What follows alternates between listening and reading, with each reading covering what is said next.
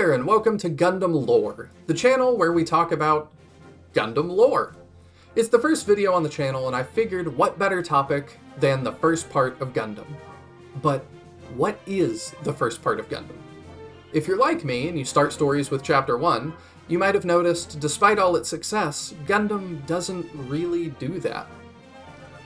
We open the original show from 1979 with Zeon and the Earth Federation already being at war, and it's clear to the viewer that the war is ramping up, at least for our heroes, but it's not clear how long tensions have been high.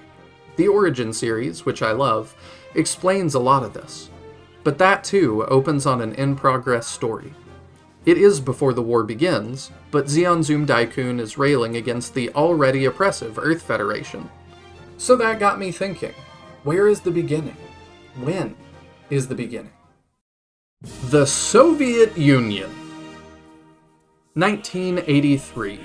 A very important man is born in the Ural region. His name is Trinov Y. Minovsky.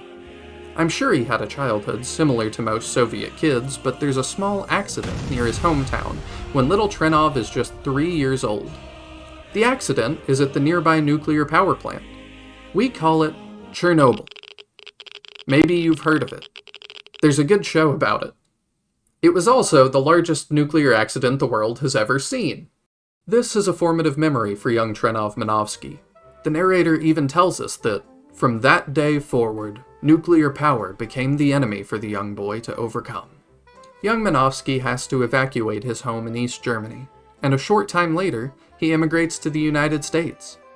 By the year 1999, he's 16 and already a university student working on his paper, An Introduction to Minovsky Physics. That doesn't go super well for him, given that he's 16 and trying to debunk the entire field of particle physics. Who could have thought? Well, maybe he'll get over it. Maybe he'll drop his weird obsession with nuclear power and focus on his girlfriend and his friends like a normal 16-year-old, and dang it. While out with friends, Minovsky sees a news report of another nuclear meltdown. So a weird and creepy thing I found while researching this that I just felt the need to include. This story was written in 1988. The last big nuclear issue in the United States that we know of, important distinction, was the 3 Mile Island accident in 1979. That actually happened just 10 days before the original Gundam would air in Japan. Kind of funny coincidence. But even that wasn't a full meltdown.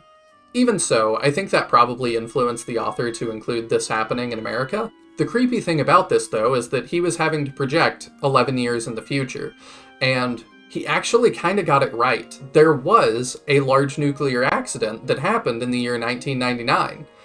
It just didn't happen in the United States. It happened in Japan, just 70 miles from his hometown. It was called the Tokaimura nuclear accidents, and I won't get too into that here so as to not get too off topic. I just thought it was weird that he kind of predicted the future near his home. So Minovsky sees this report about another nuclear meltdown on TV, and is pretty upset about it. He and his girlfriend are joking around later that night, and he jokingly says, "So what you're saying is that scientists can't be affectionate?" But his mood takes a turn. "You're probably right. People make the same mistakes all the time, and it's always the scientists who help them, just like they did my parents when they killed them." I don't really know what he's talking about here, if they died in Chernobyl or in some other sciencey thing, but whatever it was has clearly deeply influenced how Minovsky feels about science in general. When Minovsky moves to the United States, he actually was adopted by a family that already lived here. His brother by adoption, Ionesco, comes over the next day to bring him a package that would change the universe forever. The company Anaheim Electronics wants to sponsor his research on Minovsky physics. It's here that we jump forward to Universal Century 0040, where Minovsky particles are officially discovered in a prototype Minovsky-Ionesco experimental nuclear reactor. If you're confused on how it's only been a couple of years since 1999, but now we're suddenly in Universal Century year 0040, the calendar changes over from AD to Universal Century in this big declaration when humanity starts colonizing space, and it's decided that space colonization really started with the Apollo 11 mission to the moon. So, the year 1969 becomes the year UC 01. So, Minovsky, born in 1983, is actually born in UC 0015. He moved to America in 1999, or UC 0031.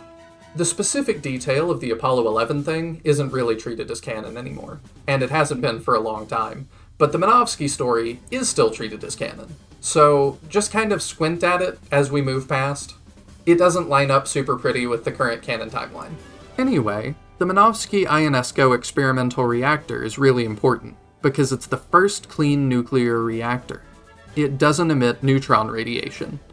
Basically, there's no nuclear waste that you need to dispose of. There are a lot of videos explaining the real-world physics and math of this, but it goes way over my head, so I'm not going to get into all that here. Just know it's out there if you're interested. Minovsky is super excited to finally be getting success and recognition. He even gets recognition from his former professor, who didn't believe in any of his ideas. But his adopted brother that I mentioned earlier, Ionesco, seems to be growing more and more jealous that Minovsky is out there getting all that recognition, even though Ionesco's name is on the reactor too. The next page is full of nudity, so I can't show it here, but that night, Minovsky and his girlfriend Myra have a passionate evening where Minovsky proposes. It is just the best day of this guy's life. He's getting married, he's famous, he's gonna make millions of dollars, probably billions. Everything is going great.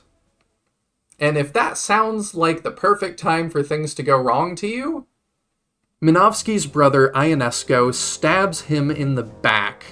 In an ambush meeting, Ionesco claims that the reactor actually has nothing to do with Minovsky particles at all, and it's just using the same technology we've already had all this time.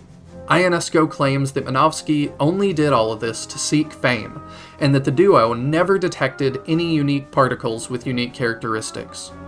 The scientific community believes Ionesco's traitorous words and permanently expels Minovsky from the Academy of Science. Minovsky hides away in his lab, but angry protesters show up and throw rocks through the windows, making his life even worse. But someone out there still believes in his research.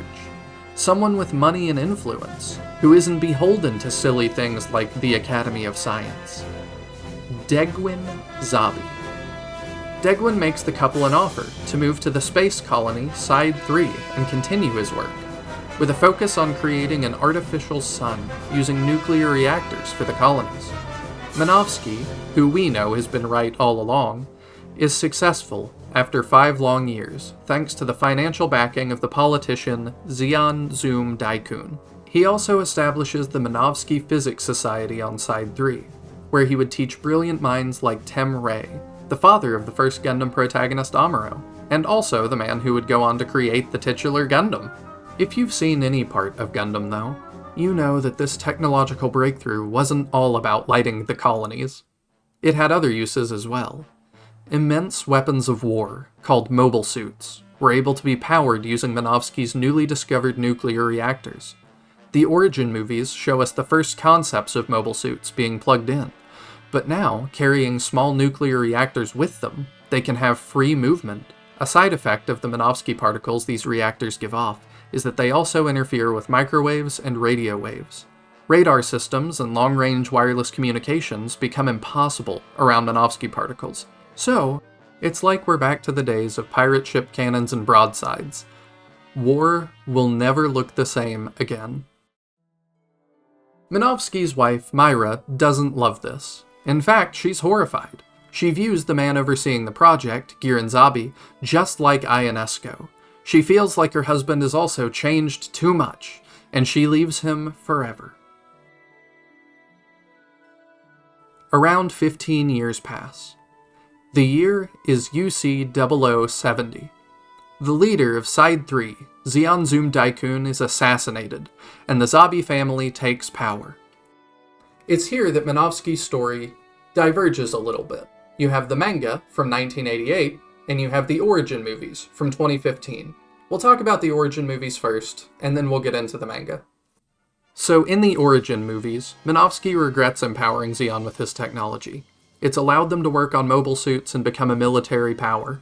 He wants to balance the scales a little bit, so he decides to defect to the Earth Federation. All of this is top secret, but pretty much everybody knows about it. He travels to the moon and, with help, overpowers his Zeon driver just outside Granada. His former student, Tim Ray, recognizes the irony of the situation being set up. Zeon is sending mobile suits to prevent the defection of the man who made them possible.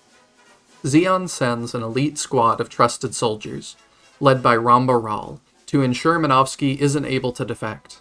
The Federation responds by sending out their Iron Cavalry Squadron, made up of a bunch of early gun cannon mobile suits, and the resulting conflict becomes the very first mobile suit battle in history. It is later known as the Battle of Mare Smithy. I'm not quite sure, but it's named after the area of the moon they're on. Anyway, the battle is brutal. It would later be known as the Mare Smithy Massacre and the Mare Smithy Tragedy, so that kind of gives you a hint as to how it goes. Minovsky is pretty sure he's going to die here, and he always was a smart man. He is totally right. Gaia, one of the Zaku-1 pilots, attacks a fleeing gun cannon with his heat axe, and it falls directly on top of Dr. Minovsky. Jumping now to the manga. The year is UC 0072. It's been 2 years since the assassination of Zeonzum Daikun, and Minovsky is given a medal for his service in a large public celebration. But he rejects it, slapping it out of Giranzabi's hand. Similar to the Origin movies, Minovsky seems to regret what he's done for the Zabis, and yearns to return to a more simple time. He returns to where he began, Universal Century 0079, Chernobyl. The 1-year war is just kicking off in the background, but Minovsky is here, reflecting on successfully beating nuclear power, but ultimately creating something far more destructive. Did he accomplish his goal in the end? He's not really sure about that.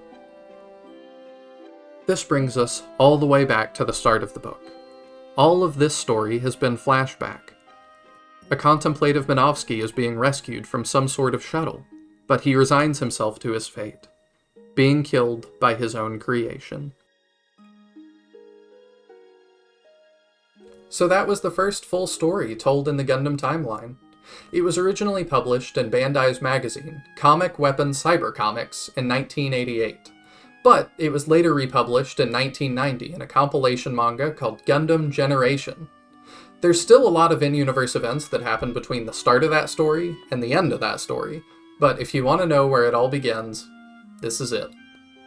Mobile Suit Gundam starts with a frustrated young man who has big dreams, and while the man's story was cut short, his ideas stretch on for a long, long time.